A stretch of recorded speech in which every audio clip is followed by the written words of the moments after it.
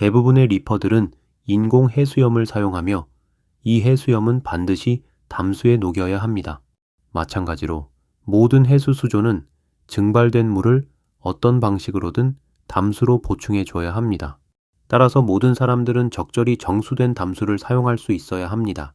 하지만 일반 수돗물에는 염소, 클로라민, 구리 및 기타 다양한 필요하지 않은 성분들이 포함되어 있는 경우가 많아 해수 어항 사용에 적합하지 않습니다. 수돗물을 정수하여 어항에 적합하게 만드는 방법은 여러 가지가 있으며 가장 효과적인 방법은 역삼투와 이온 제거를 결합한 RODI 정수 시스템을 사용하는 것입니다. 이 영상에서는 이러한 정수 시스템이 어떤 구성 요소들로 이루어져 있는지, 각 단계에서 어떤 역할을 하는지, 그리고 RODI 정수 시스템을 최대한 효율적으로 사용하는 방법에 대해 설명합니다. 수돗물에는 불필요한 불순물이 포함될 수 있습니다.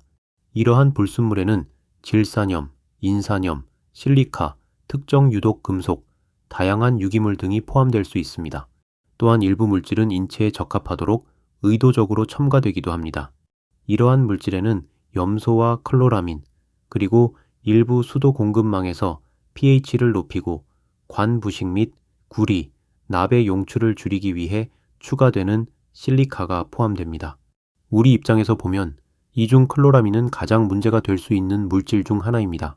클로라민은 수돗물의 정화에 쓰이는 암모니아와 염소가 반응하여 생성되는 무색의 액체입니다. 클로라민을 쓰면 염소를 쓸 때보다 살균작용이 오래 지속되는 장점이 있습니다. 수돗물은 2에서 4ppm의 염소 환산 농도의 클로라민을 목표로 공급하고 있습니다. 하지만 일부 생물은 이보다 훨씬 낮은 농도의 클로라민에도 민감하게 반응합니다. 캐나다 환경부는 해양 무척추동물에 대한 클로라민 독성을 평가한 자료를 바탕으로 해양 및 기수 환경에서의 무영향 농도를 0.002 ppm으로 제시했습니다. 따라서 클로라민이 포함된 수돗물을 어항에 사용하려면 반드시 제거해야 합니다. 불행히도 클로라민은 염소와는 달리 쉽게 휘발되지 않아 장기간 수중에 잔류할 수 있기 때문에 더욱 까다로운 문제를 야기합니다.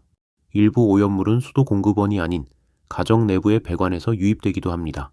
많은 사람들이 자신이 사는 지역의 수돗물이 매우 깨끗하다고 생각해 아무 걱정 없이 수돗물을 사용하는 경우가 있지만 안타깝게도 그것이 사실이 아닐 수 있습니다. 우리가 특히 주의해야 할 대표적인 오염물질은 구리입니다. 미국 환경보호청은 음용수에 1ppm 이상의 구리 농도를 허용하고 있으며 일부 가정에서는 최근 조사에서 1.3ppm을 초과하는 사례도 보고되었습니다. 저는 얼마 전 시에서 시행하는 무료 수돗물 검사를 받았는데 구리가 검출되었습니다. 담당자에게 구리가 검출되는 게 정상이냐고 여쭤보니 원수에는 구리가 검출되지 않는다고 합니다. 아마 아파트 배관이 구리관으로 되어 있을 가능성이 크다고 합니다. RODI 시스템은 최소한 역삼투 멤브레인과 이온 제거 수지를 포함한 정수 시스템을 말합니다. 물은 먼저 역삼투 멤브레인을 통과하며 정수되고 이후 이온 제거 수지를 통해 잔여 전하를 가진 화합물들이 제거됩니다. 여기에는 침전 필터, 활성탄 필터, 압력 게이지, 전도도 또는 총 용존 고형물 모니터 등이 포함될 수 있습니다. 침전 필터는 수돗물이 RODI 시스템에 진입할 때 가장 먼저 마주하는 구성 요소이며 이름 그대로 침전물을 걸러내는 역할을 합니다. 만약 이 침전물이 걸러지지 않고 통과하게 되면 활성탄 필터를 빠르게 막아버려 성능을 크게 떨어뜨릴 수 있으며 이는 RO 멤브레인도 손상을 줄 수 있습니다. 보통 침전 필터 기공 크기는 0.5에서 1 마이크로미터입니다. 물속에 침전물이 많을 경우 기공 크기가 점차 작아지는 여러 개의 침전 필터를 순차적으로 사용하는 것이 필터의 수명을 늘리는 데 도움이 됩니다. 그 다음 단계의 필터는 일반적으로 활성탄 필터입니다. 이 필터의 주요 목적은 수돗물 속 염소와 클로라민을 분해하는 것입니다. 이 물질들이 제거되지 않으면 RO 멤브레인을 손상시킬 수 있으며 RO 및 DI 필터를 쉽게 통과하여 최종 정수된 물에까지 남을 수 있습니다. 활성탄 내부에서는 촉매 반응을 통해 염소 및 클로라민이 분해되는데 이는 충분한 표면적이 있어야만 제대로 작동합니다. 물속의 염소와 그 수화 생성물인 차화염소산이온은 반응 1과 2에서 볼 수 있듯이 염소이온과 산소로 분해됩니다. 반응식 1은 물이 염소 처리되는 급수 지점에서, 반응식 2는 RODI 필터의 활성탄에서 발생합니다. 만약 침전 필터가 제대로 작동하지 않아 침전물이 활성탄 필터를 막게 되면 이러한 분해 반응의 효율도 급격히 떨어집니다. 클로라민은 반응이 더 복잡하며 암모니아, 염화물, 질소가스를 생성합니다. 염소 분해와는 달리 클로라민 분해 부산물 중 하나인 암모니아는 산호어항의 심각한 우려사항입니다. 암모니아는 RO 멤브레인을 쉽게 통과하지만 DI 시스템이 있다면 효과적으로 제거할 수 있습니다. 활성탄 필터는 이 외에도 일부 유기 화합물을 제거할 수 있습니다. 예를 들어 클로로폼은 RO 멤브레인을 통과할 수 있지만 활성탄에 의해 효과적으로 제거할 수 있습니다. 활성탄 필터는 종종 2차 침전물 필터 역할도 하기 때문에 시간이 지남에 따라 막힐 수 있습니다. RO 필터에서 압력 저하가 발생했을 때 침전 필터를 교체해도 문제가 해결되지 않는다면 활성탄 필터 막힘이 원인일 수 있습니다. RO 멤브레인은 유기고분자 재질로 만든 다공성 시트로 구성되어 있습니다. 상업적으로 사용되는 멤브레인 재질은 다음과 같습니다. 셀룰로스 아세테이트, 트리아세테이트 블렌드.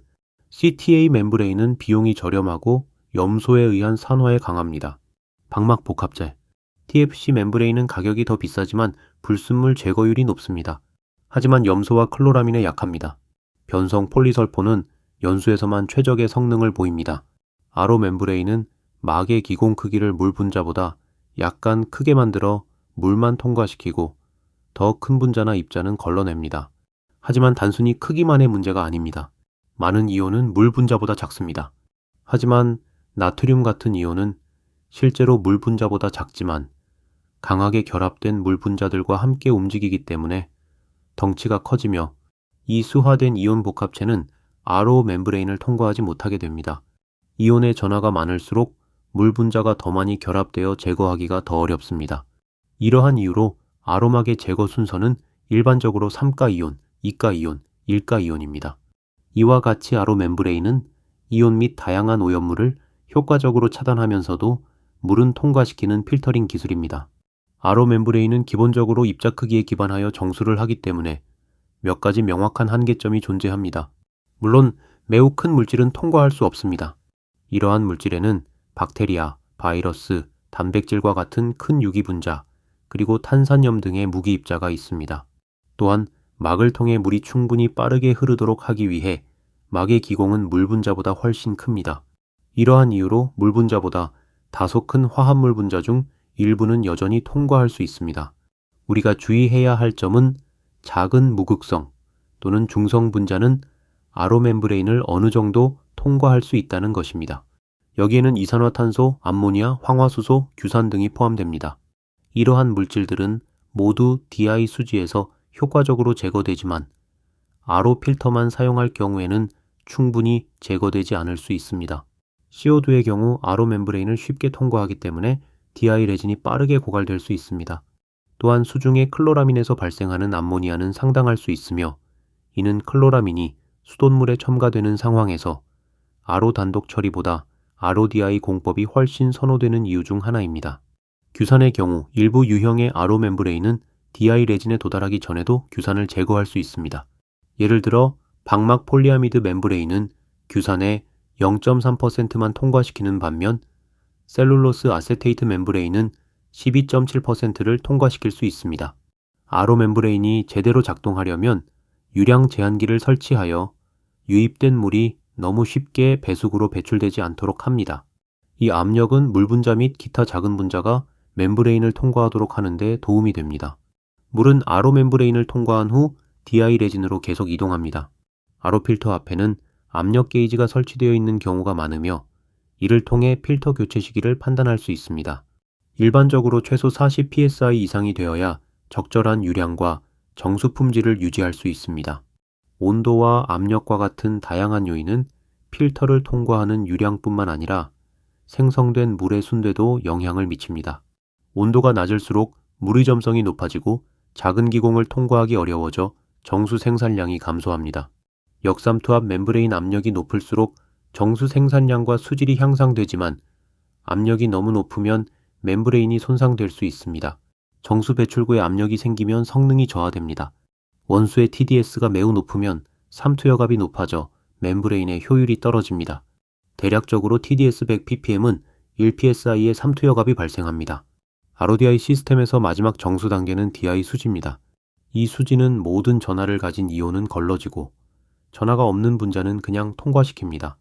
예를 들어 물뿐만 아니라 산소, 질소와 이전 필터에서 다 제거되지 않은 클로라민 등의 무전하 무기 분자는 그대로 통과합니다. 에탄올, 메탄올, 메탄, 프로판, 사염화탄소, 염화메틸렌을 포함한 전하를 띠지 않은 유기 분자도 DI 수지를 통과합니다. 반대로 전하를 가진 이온은 DI 수지에 의해 제거됩니다.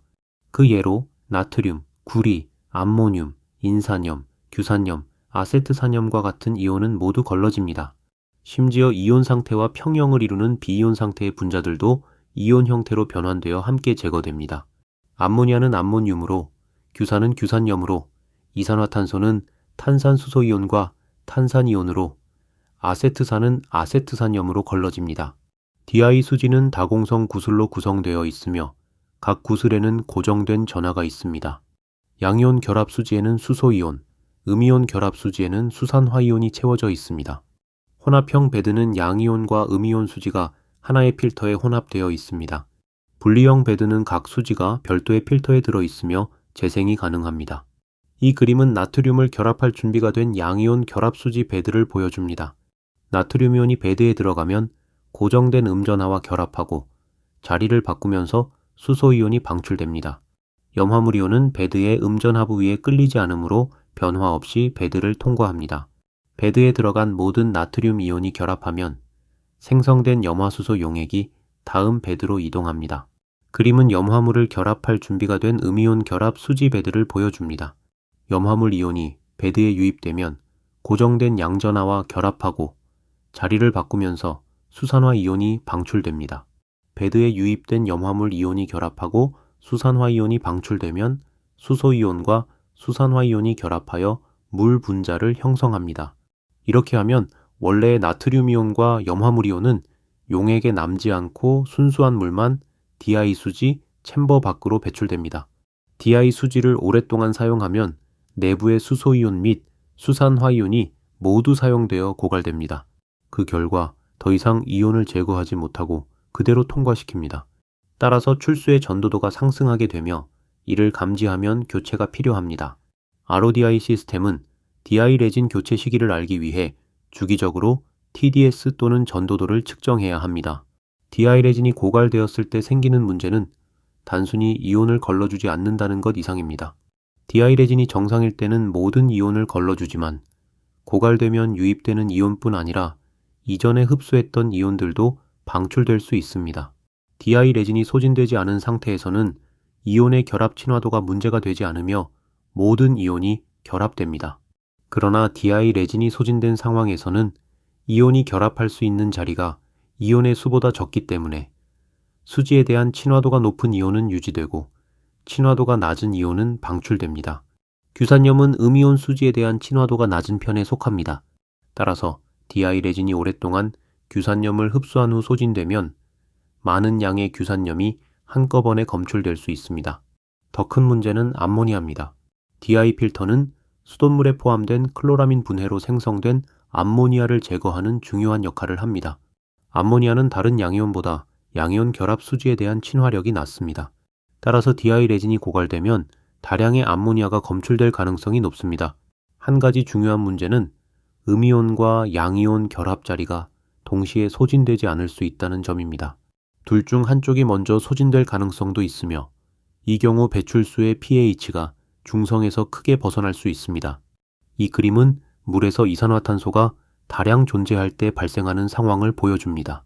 이산화탄소가 수소이온과 중탄산염으로 분리되며 음이온 수지만 고갈됩니다.